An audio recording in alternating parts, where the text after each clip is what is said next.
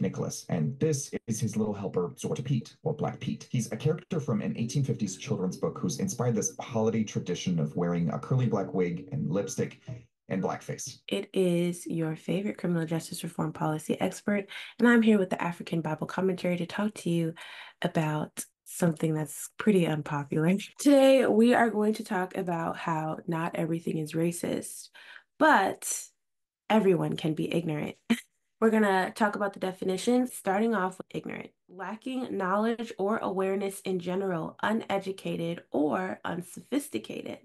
Racism, prejudice, discrimination, or antagonism by an individual, community, or institution against a person or people on the basis of their membership in a particular racial or ethnic group, typically one that is minority or marginalized.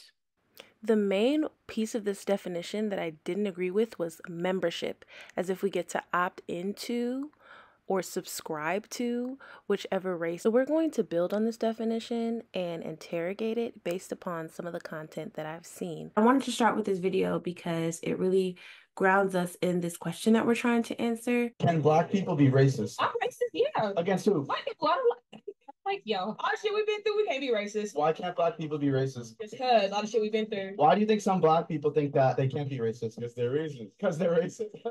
Because they're ignorant. Even within the minority community, we have different definitions of what racism is. We might be operating on the understanding of one of the synonyms, like prejudice or discrimination. Now, the words prejudice and discrimination can be used to help define what racism is, but they're different. Prejudice is in one bucket, discrimination is in another bucket, and racism has a bucket of its own. So let's continue to react to some other content. Just a warning, this is a video about how blackface became a Dutch holiday tradition. This is Sinterklaas, or St. Nicholas, and this is his little helper, Zorta Pete, or Black Pete. He's a character from an 1850s children's book who's inspired this holiday tradition of wearing a curly black wig and lipstick and blackface. Some Dutch people have voiced opposition to this for decades, especially those of African and Caribbean descent. Maar voor heel veel zwarte mensen, grote mensen en kinderen is het helemaal geen feest. That's Dutch Sesame Street in 1987.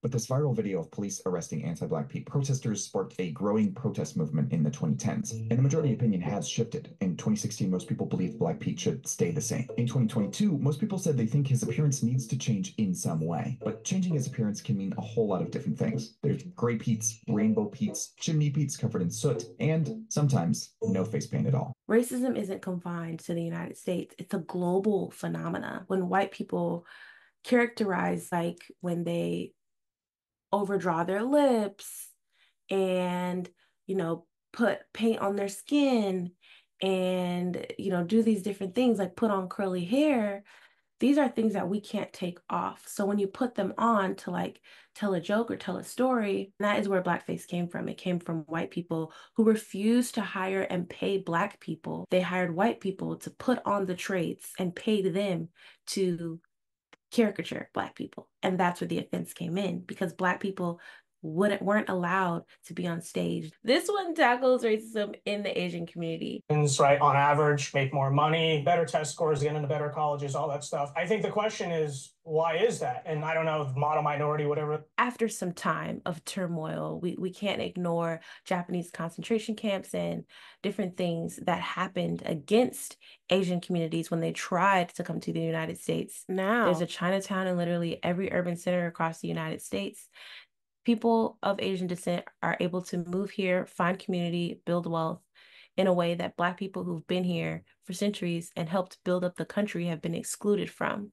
I think when you look at trends that are generally true in the Asian community, not of everyone, but are generally true, usually you have families that are sticking together. You have people are taught to work hard in school, not get into trouble. I think that translates to why Asians en masse are successful. And I don't think you have to be Asian or white for that matter to not have kids out of wedlock, So the reason why he does that is because he's making generalizations about people that are born out of wedlock. If this guy's parents might have not been married when he was born, does that mean that he's going to be unsuccessful? Oh, commit crime, not cause trouble, whatever it is. It's just a matter. He says commit crimes, not cause trouble. There are Asian people that are currently in prison. There are Asian people who don't get married and who have babies. There are Asian people who get into trouble. And there are a lot of Asian people who experience a lot of mental health issues as a result of this model minority language that props them up, and they feel like they can't meet those standards, and then they have an identity crisis when it's not these different standards that make you Asian or that validate your ethnicity at all. They're just things that the society has used in order to pit one race against another. And that's what the purpose of this video was. But this was like the most triggering part of the video, and that's why they made it into a reel. Okay, call me a pro-assimilation then. I think there's a difference between assimilation and erasure. Yes. And the Black woman put it together perfectly. There's a difference between assimilation, coming into a culture, taking on their values as your own, and doing your best to fit in, and erasure, when one group is used in order to erase the successes of another group. There's this one group that's seen as a model in order to try to get to that level. We, according to Western culture, never can, because we don't have nuclear families. We get into trouble. Let's react to a few more. This was kind of dumb.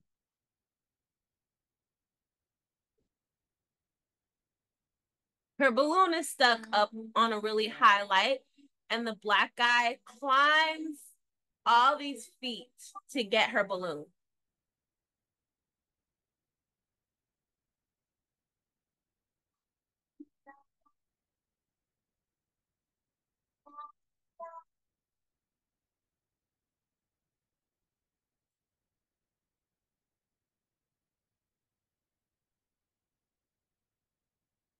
This has happened time and again.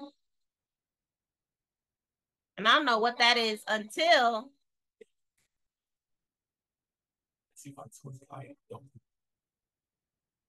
so it looks like this black toothpaste might be like charcoal toothpaste. I really don't know. I can't read the type of toothpaste. I don't know what the narrator said. I wish I did, because that could give me some additional context. But I didn't think that this ad was racist. What do you guys think? I think that they're trying to say that the substance that's used in this toothpaste is natural. We don't use chemicals. We don't use dyes. It helps your teeth. Just like this Black guy was actually really nice, but the mom perceived him as, I don't even know what she thought he was, an abductor. So people use racial tensions in society in order to get our attention. And sometimes it's just to bolster their profile and their following. But in this case, it was for marketing. So let's watch the other questionable video. What do you guys think of this statement? You resent the idea of being called an African American, that Yes. you are a Black American. Yes. Explain. I think that when they call Black people who were born and raised for generations in this country, if you accept the handle of African American, that says that you don't accept being an American American. You don't accept being born in Chicago or New York or Detroit or wherever you were Detroit. born. For generations, your family's been here, you know, built this country too. Sweat and tears and all that, you know, fought in every war. Okay. So this is my country here. So I don't want to be called African American. I'm an American American. My people died and done everything for this country. I'm very similar.